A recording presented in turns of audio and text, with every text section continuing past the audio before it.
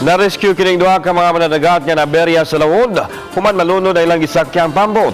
Nakaluwas kanila mga tripulante sa usa ka tugboat. Na-report ni Nico Serino.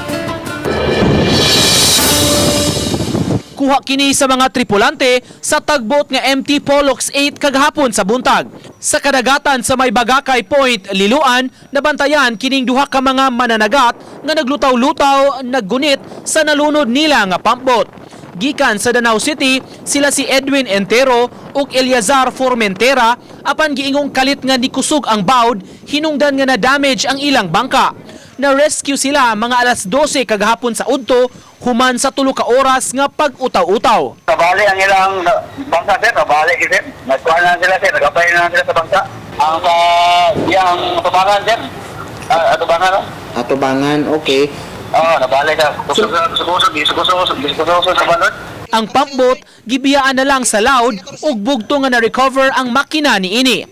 Kagabi, nakadunggo na ang tugboat sa dakbayan sa Mandaue ug na-turn over na ang mga mananagat ngadto sa Coast Guard. Gipapauli na sila sa Danau. Sige sila pangamay, layo na maging uban ng mga barko. Dito na kita siguro, wakabantay. Kita may na nadudulool niya doon nila, mo ito nakita ang ginamang diskutiwan. Uban ni Godfrey Relien, Nico Sereno, Balitang Bisdak.